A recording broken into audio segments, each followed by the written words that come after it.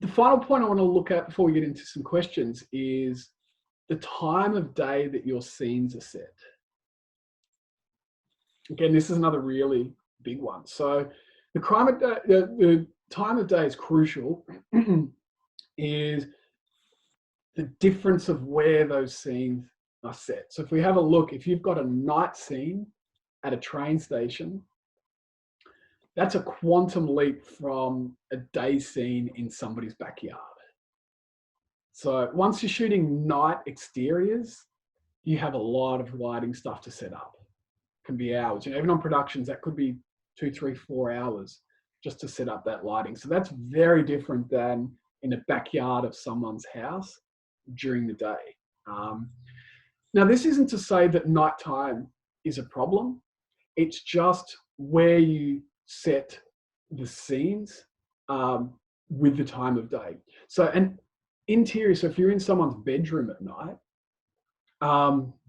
that's obviously very different than shooting in a street or train station at night. So when you're in interiors in the house, because that even can be filmed during the day, you can black the windows out, or it possibly will be sets, as Anne was asking.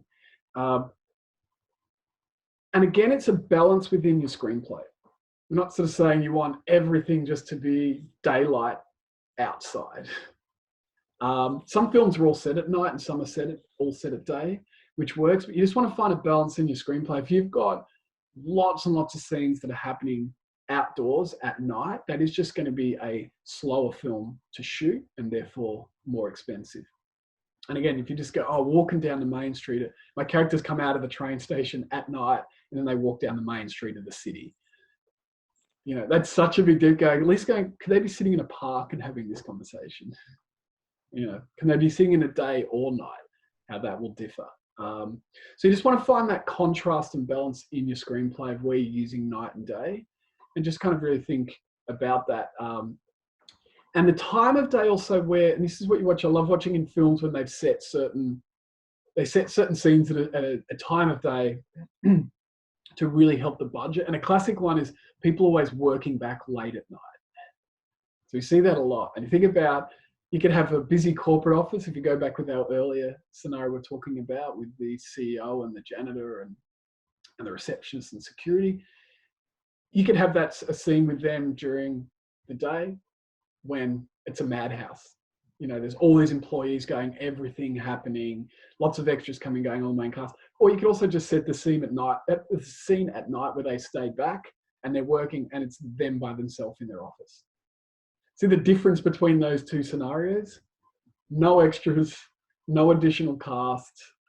It's just the main actor and the crew in an office.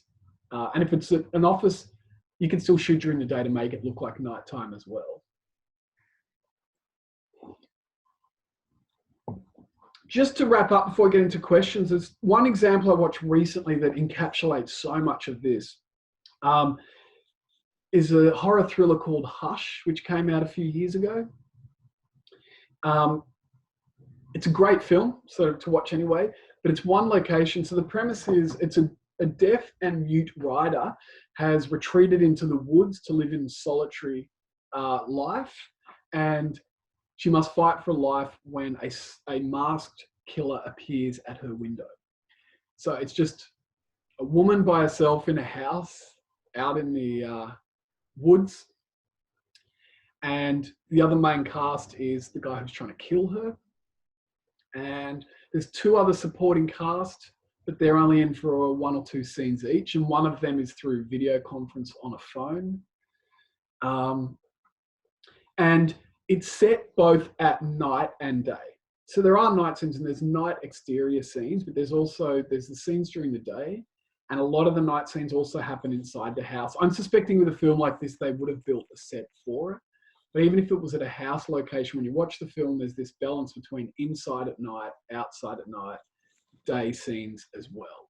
So you can see through that schedule that they've balanced it out perfectly. And it's a great little film to watch. It's really well written and directed. And I don't want to spoil it too much, but if you have a look at it, email me afterwards because there's some great moments in there.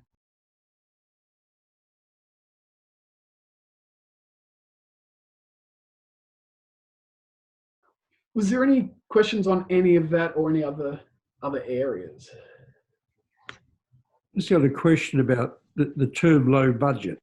You know, sort of your talking seems to me about doing everything as cheaply as possible. But you know, when I look up low budget films, I find sort of things like American Graffiti and all defined as low budget films, but they still cost $8 million to make. What I imagine low budget is really defined within the genre you're making a film in. If you want to make Rocky, you know, instead of spending $15 million, you want to spend $8 million. Yeah. Whereas as against your microfilm, or whatever you like to call it, your micro budget, you can't make a more complex film. Absolutely, yeah. Yeah, and that's why it's a relative. Again, lower budget's a relative term, or it's just said low versus lower. What I'm just talking about examples of, because Rocky was a relatively speaking a lower budget film, but also Stallone wasn't a star, and he wrote that film at the time. So I'm tipping he's not being, you know, he didn't draw any salary from that. And it's still quite a contained film in big parts of it. What I'm really talking about is just how you're looking at these elements, going, what's the efficient way to be writing that screenplay that's going to keep it in a realm that, say, it could be done for $1.5 million, but it's being written as a $2.2 million film, and you can still tell the same story for $1.5 million. Then you're just going to have more people who can open that up. But like I'm saying, there's your micro budget through to your lower budget story, which is your difference between, you know, big budget stuff is when we're really talking about you jumping up into, once you get, you know, 40, 50 up to, you know, 300 million, that's getting into a whole different realm. You know, I'm just even talking about the difference between a, you know, keeping your film at a reasonable budget.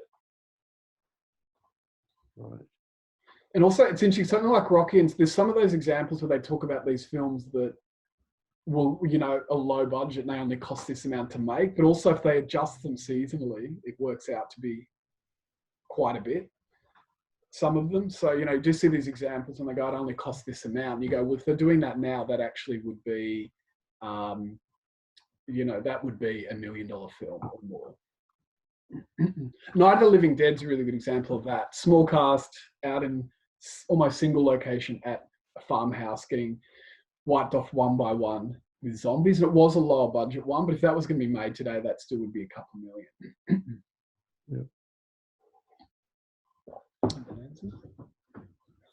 Any other stuff? I did have a question. So if you're writing a film that you're not going to be involved with the production of necessarily,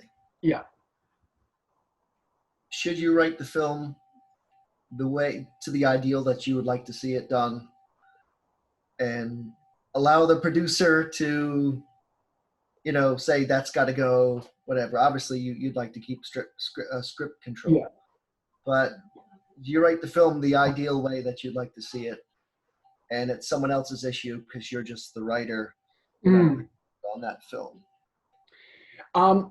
Well, the answer will depend on how many producers you want to be interested who potentially can finance the film. I would say you want to be taking that budget stuff into account. When it's this stuff I'm talking about when you just don't necessarily need it. Like, and it's depending on the producer. If they're reading it, okay, here would be the example. You know, you read the first page and there's 15 elephants stampeding down the main road of a city.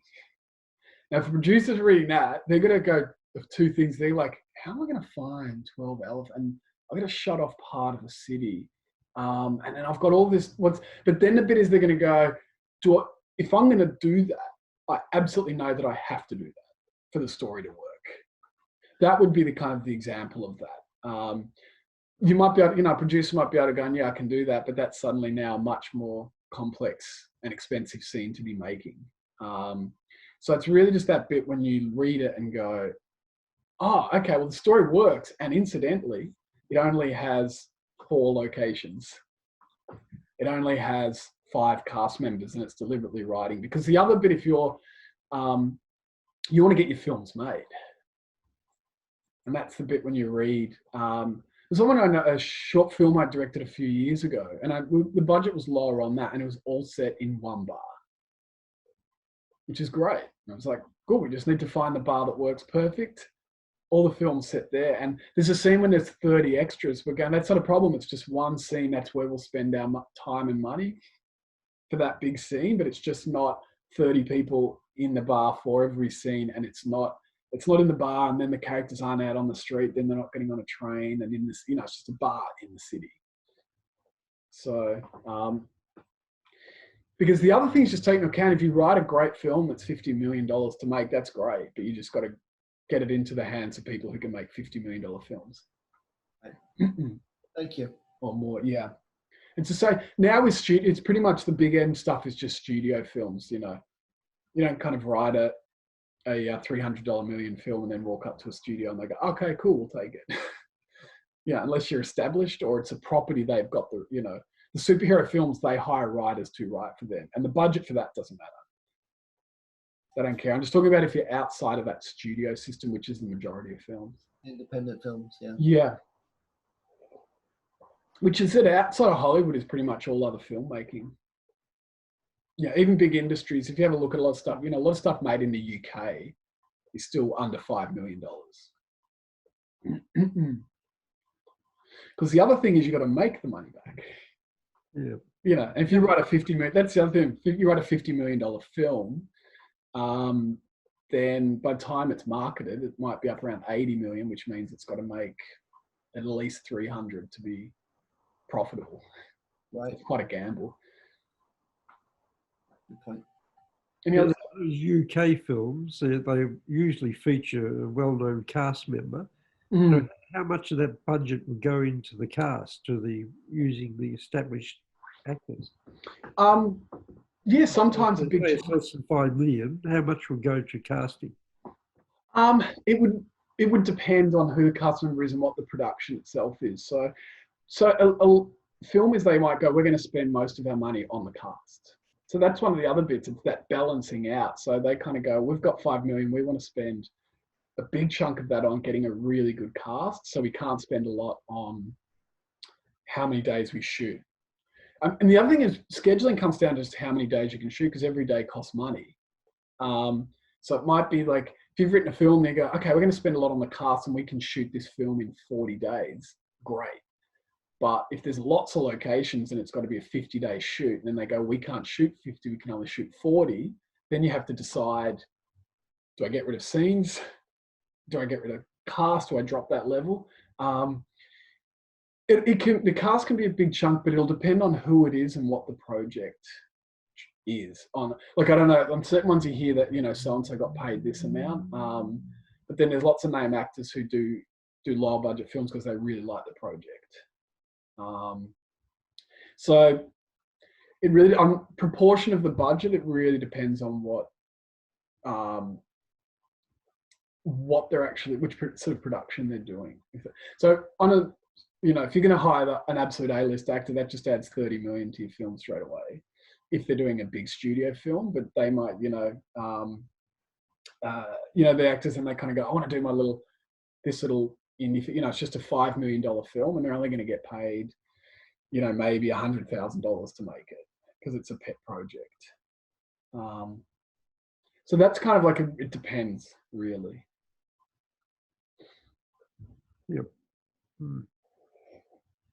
Oftentimes we would, on these productions that I worked on, and they were really low budget, but we would kind of do something different. Instead of reducing the cast, we'd get a couple name actors for 1 day or 2 day each, and then write those scenes. So the chief of police, and you shoot them out in a day, and then you string those scenes throughout the movie, so it feels like they're in the whole movie, but it's actually just 1 or 2 days of shooting, and then. Yeah, that's a really good example. And that's getting into a whole other your production techniques, which are down the track. I'll be doing some more stuff around that, but that's the bit. Yeah, when you just go, that's really good when you give a character, they're only in it for 4 scenes, But yeah, you get someone who, is a really named one, and you come in and you do their 4 scenes in one day, which becomes a scheduling thing. So they're actually, they're not on set for a huge amount of time. That's another good trick. And you will have these characters even in The Surrogate, which we've written with a very concise cast and locations, but we've still got certain characters that are in it for only 2 scenes, but we absolutely need them for those 2 scenes. But we just make sure we got them for the day. But there's a million tricks as well on how, when you actually get into that physical production, of how you make that happen. Really just kind of go, and the difference if a producer reads a script and go, I got to find 62 actors and 44 locations, or they read something and they go, 9 locations and 12 casts for the whole film. It's a different type of film that's being made. And there are lots of other production techniques or tricks how you can get around that. There's a really interesting one that Nigeria uses. They shoot 2 films at the same time with different languages for different markets. So they'll do a film and they'll shoot it in English and they'll shoot it in Spanish or something, because they send a lot of Nigerian movies end up in South America. And what they do is they set the scene up and then they run it with one set of actors. They get the wide shot, then they get rid of them. Then other set of actors come in and run the scene in a different language, and then they come in and they do the close up, and then they bring the first, and so what they do is they're actually shooting for twice as long. They're shooting 2 films that are identical, just with different actors in it for different languages, and that way. But it's not twice the shooting time because they're at the same location. So it's a really fun little unique approach that they have.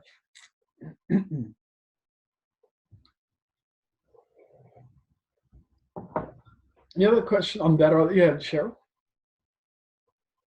So you're muted. I'm still writing this, family drama piece. So but I can see from this morning the difference between writing the book and doing the screenplay. For example, I've got a cast of thousands. It seems like it's just a family, with 11 siblings, and of course, so what I'm realizing, well, as you're saying, some of those are going to have to be joined together. Yeah. And the 2 brothers that go off to war, for example, they can become one. So it's been good just to think about how you would adapt the book to the screenplay. And of course, the other dilemma that I've just realized is, of course, it's, they start off as children and become adults, so that just in terms of the casting, it's going to be more difficult because they're going to have to be different periods of time, as children, and then as young adults, and then fully fledged adults. So it's going to be interesting. So I hadn't thought about those issues before. Oh, good. And one of the other things I said, these are not all necessarily hard and fast rules. If you've got to tell a story across a few generations, it's really just picking what. Okay, Shine's the really good example. It's in the Australian film Shine that Jeffrey Rush won the Oscar for. That follows him from when he's in primary school to when he's much older. Yeah. And so they've got the child, they've got Noah Taylor, and then they've got Jeffrey Rush.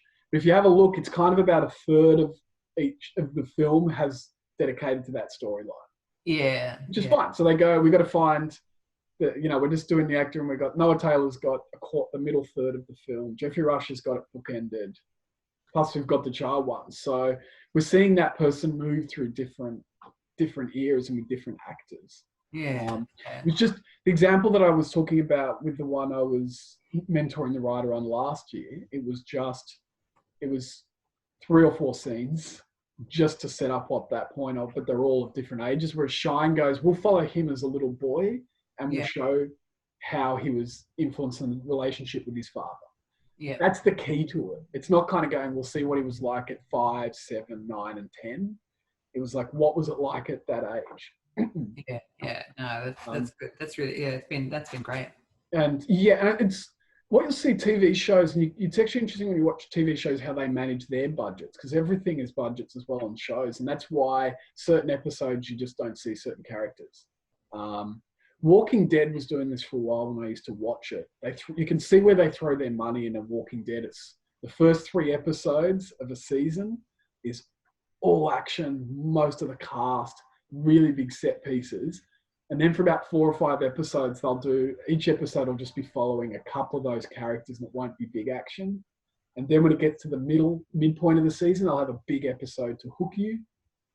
And then they'll drop off. And then in the last of big episodes, and you can just watch, and particularly season 4, I think it was season 4 of Walking Dead. Some episodes you didn't see a character or 4 or 5 characters for maybe 2 or 3 episodes. And then they pick that story up and they just go, it's a bit like what Neil was saying with you're getting them in for a day of shooting. In that, they just go, well, our main, they're our main one. They're that next bracket. We can get them we just want them for 12 days. So we're going to write this amount of scenes for them. There's just lots of that juggling and balancing. But the hard bit when you're just writing, you haven't done production stuff, is realizing it does go beyond like, this is just what I want to see. This is my ideal. So it'll happen. It really is when you get into, because I don't want to get into lots of production stuff, but just when you get in there, once you cast it, the more cast you have, then you've got schedules to balance. Yeah. Because you suddenly go, then we move this day and you go, okay, well, you've got this person's on another film and then they're doing this. And then now you've got all of these schedules to balance. And you might not have access to certain people that much or locations that often. That's one of the other things. So it's just kind of going, if I'm keeping in mind how I make this, it's just doing it for the least amount of money that's required, and whether that is 250,000 or 5 million is the cheapest way to do it, then actually the good example is that the original Star Wars technically was a lower budget film, and Aliens is another good example. There's a lot of money spent on them, but they're films they should have had twice the budget. So Aliens shot for this crazy amount, about $18 million. And when you watch that film, it's extraordinary. And it's just, there were a lot of production techniques that they did. What it is they found a way to make what really was probably a $50 million film for 18. But they came off the success of Terminator, that really helped, because that was James Cameron and his producer.